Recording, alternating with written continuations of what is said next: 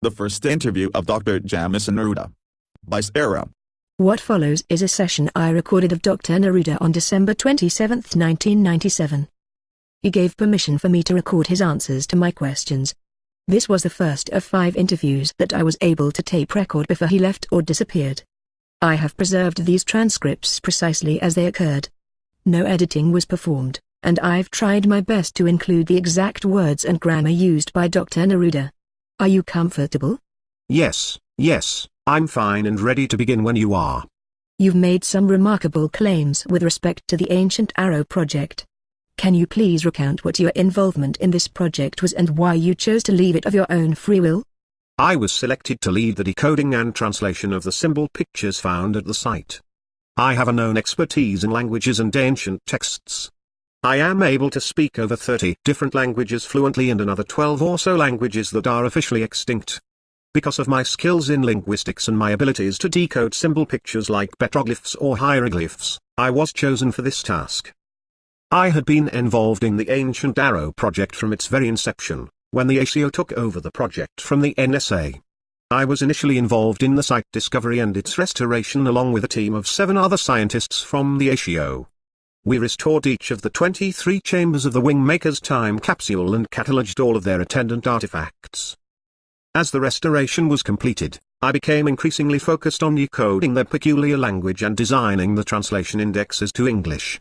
It was a particularly vexing process because an optical disc was found in the 23rd chamber, which was initially impregnable to our technologies.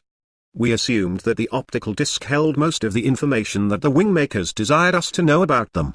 However, we couldn't figure out how to apply the symbol pictures found in their chamber paintings to unlock the disc. I decided to leave the project after I was successful in deducing the access code for the optical disc, and felt that the ACO was going to prevent the public from accessing the information contained within the Ancient Arrow site. There were other reasons, but it's too complicated to explain in a concise response. What did 15 do when he found out you were leaving? He never had a chance to respond directly to me because I left without a word. But I'm certain that he's angry and feels betrayed. Tell me about 15. What's he like? 15 is a genius of unparalleled intelligence and knowledge. He's the leader of the Labyrinth group and has been since its inception in 1963. He was only 22 years old when he joined the ACO in 1956.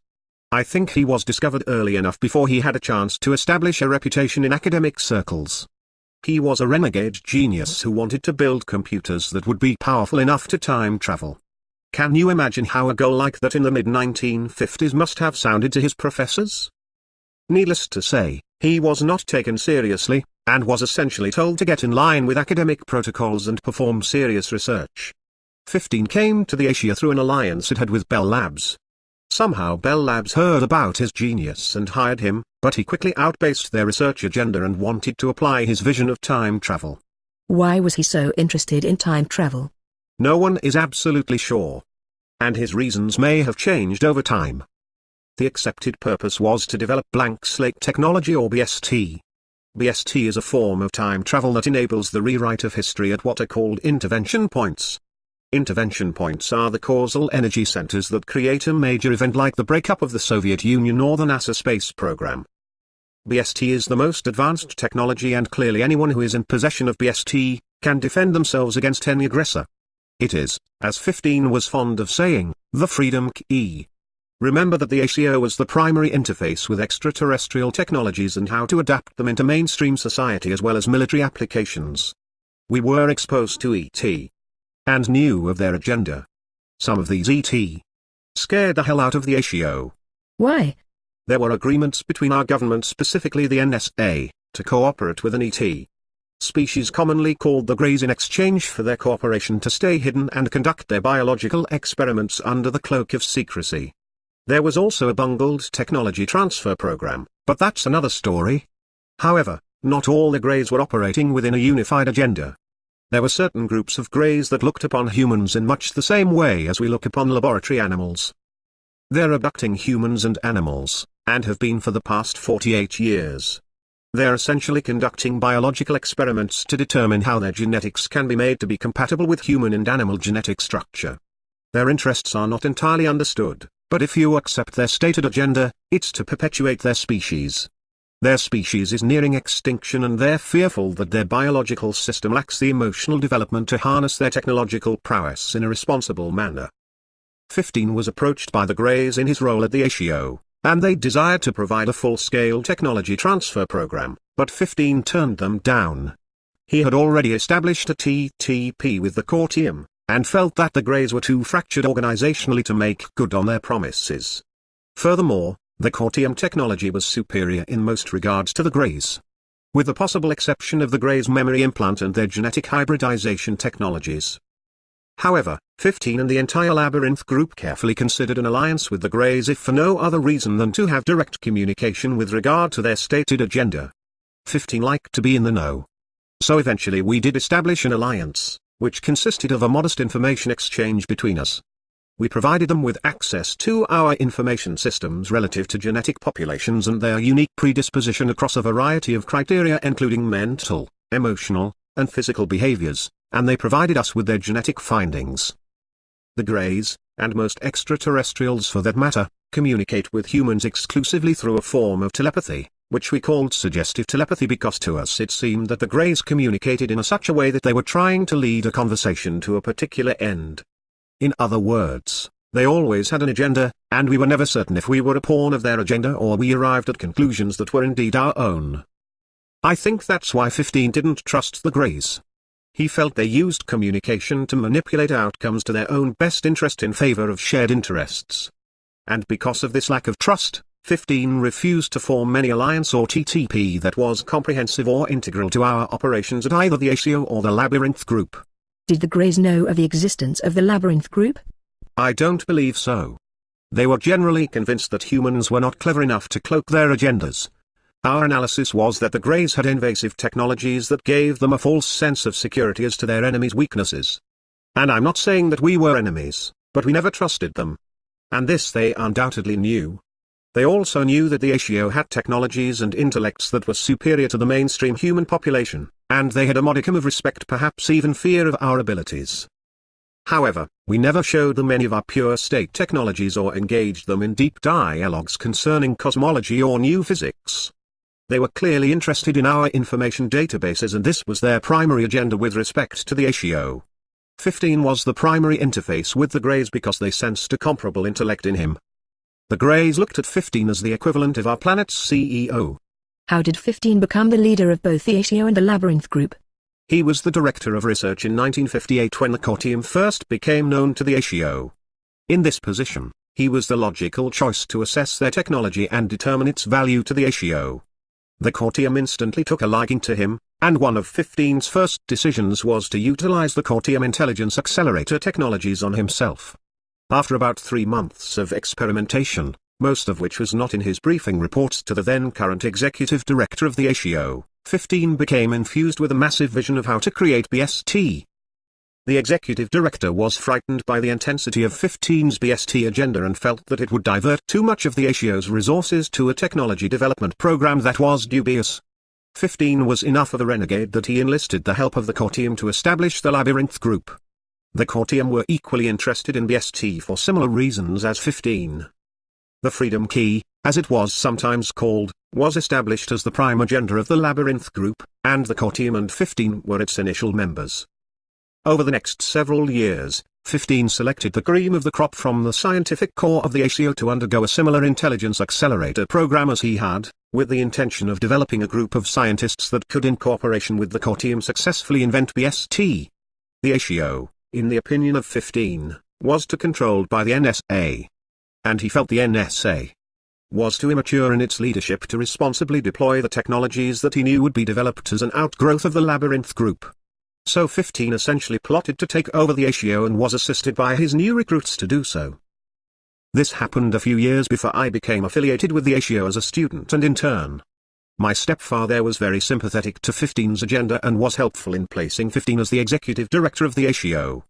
There was a period of instability when this transition occurred, but after about a year, 15 was firmly in control of the agendas of both the ASIO and the Labyrinth group. What I said earlier, that he was viewed as the CEO of the planet. That's essentially who he is. And of the AT, who are interacting with humankind, only the core team understand the role of 15. He has a vision that is unique in that it is a blueprint for the creation of BST, and is closing in on the right technological and human elements that will make this possible. What makes BST such an imperative to 15 and the Labyrinth group? The ASIO has access to many ancient texts that contain prophecies of the Earth. These have been accumulated over the past several hundred years through our network of secret organizations of which we are a part. These ancient texts are not known in academic institutions, the media, or mainstream society. They are quite powerful in their depictions of the 21st century. 15 was made aware of these texts early on when he became Director of Research for the ASIO, and this knowledge only fueled his desire to develop BST. What were these prophecies and who made them? The prophecies were made by a variety of people who are, for the most part, unknown or anonymous, so if I told you their names you would have no recognition. You see, time travel can be accomplished by the soul from an observational level. That is to say, that certain individuals can move in the realm of what we call vertical time and see future events with great clarity, but they are powerless to change them. There are also those individuals who have, in our opinion, come into contact with the WingMakers and are provided messages about the future, which they had recorded in symbol pictures or extinct languages like Sumerian, Mayan, and Jacobson. The messages or prophecies that they made had several consistent strands or themes that were to occur in the early part of the 21st century, around the year 2011. Chief among these was the infiltration of the major governments of the world, including the United Nations, by an alien race. This alien race was a predator race with extremely sophisticated technologies that enabled them to integrate with the human species. That is to say, they could pose as humanoids, but they were truly a blend of human and android. In other words, they were synthetics. This alien race was prophesied to establish a world government and rule as its executive power. It was to be the ultimate challenge to humankind's collective intelligence and survival. These texts are kept from the public because they are too fear-provoking and would likely result in apocalyptic reprisals and mass paranoia. Are you saying what I think you're saying? That anonymous prophets from God know where and when, have seen a vision of our future take over by a race of robots? I mean, you do realize how unbelievable that sounds. Yes. I know it sounds unbelievable. But there are diluted versions of this very same prophecy in our religious texts. It's just that the alien race is portrayed as the Antichrist, as if the alien race was personified in the form of Lucifer. This form of the prophecy was acceptable to the gatekeepers of these texts, and so they allowed a form of the prophecy to be distributed, but the notion of an alien race was eliminated. Why? And who exactly is it who's censoring what we can read and can't? Are you suggesting there's a secret editorial committee that previews books before their distribution? This is a very complicated subject and I could spend a whole day just acquainting you with the general structure of this control of information. Most of the world's major libraries have collections of information that are not available to the general public. Only scholars are authorized to review these materials, and usually only on site. In the same way, there are manuscripts that were controversial and posited theories that were sharply different than the accepted belief systems of their day. These manuscripts or writings were banished by a variety of sources, including the Vatican, universities, governments, and various institutions. These writings are sought out by secret organizations that have a mission to collect and retain this information. These organizations are very powerful and well-funded, and they can purchase these original manuscripts for a relatively small amount of money. Most of the writings are believed to be hocus-pocus anyway, so libraries are often very willing to part with them for an endowment or modest contribution. Also, most of these are original writings having never been published, being that they originated from a time before the printing press. There is a network of secret organizations that are loosely connected through the financial markets and their interests in worldly affairs. They are generally centers of power for the monetary systems within their respective countries, and are elitists of the first order. The ASIO is affiliated with this network only because it is rightly construed that the ASIO has the best technology in the world, and this technology can be deployed for financial gain through market manipulation. As for an editorial committee. No, this secret network of organizations doesn't review books before publication. Its holdings are exclusively in ancient manuscripts and religious texts. They have a very strong interest in prophecy because they believe in the concept of vertical time and they have a vested interest in knowing the macro-environmental changes that can affect the economy. You see, for most of them, the only game on this planet that is worth playing is the acquisition of ever-increasing wealth and power through an orchestrated manipulation of the key variables that drive the economic engines of our world. So if they're so smart about the future, and they believe these prophecies, what are they doing to help protect us from these alien invaders? They help fund the ASIO. This collective of organizations has enormous wealth. More than most governments can comprehend. The ASIO provides them with the technology to manipulate money markets and rake in hundreds of billions of dollars every year. I don't even know the scope of their collective wealth. The ASIO also receives funding from the sale of its diluted technologies to these organizations for the sake of their own security and protection. We've devised the world's finest security systems, which are both undetectable and impregnable to outside forces like the CIA and the former KGB. The reason they fund the ASIO is that they believe 15 is the most brilliant man alive and they're aware of his general agenda to develop BST. They see this technology as the ultimate safeguard against the prophecy and their ability to retain relative control of the world and national economies. They also know 15's strategic position with alien technologies and hope that between his genius, and the alien technologies that the ASIO is assimilating, that BST is possible to develop before the prophecy occurs. But why the sudden interest in the WingMakers time capsule? How does it play a role in all of this BST stuff? Initially, we didn't know what the connection was between the Ancient Arrow project and the BST imperative. You have to understand that the time capsule was a collection of 23 chambers literally carved inside of a canyon wall in the middle of nowhere about 80 miles northeast of Chico Canyon in New Mexico. It is, without a doubt, the most amazing archaeological find of all time. If scientists were allowed to examine this site, with all of its artifacts intact, they would be in awe of this incredible find. Our preliminary assumptions were that this site was a time capsule of sorts left behind by an extraterrestrial race who had visited Earth in the 8th century. But we couldn't understand why the art was so clearly representative of Earth if it were a time capsule. The only logical conclusion was that it represented a future version of humanity. But we weren't certain of this until we figured out how to access the optical disc and translate the first set of documents from the disc. Once we had a clear understanding of how the WingMakers wanted to be understood, we began to test their claims by analyzing their chamber paintings, poetry, music, philosophy, and artifacts. This analysis made us fairly certain that they were authentic, which meant that they were not only time travelers, but that they were also in possession of a form of BST. Why did you assume they had BST? We believed it took them a minimum of 2 months to create their time capsule.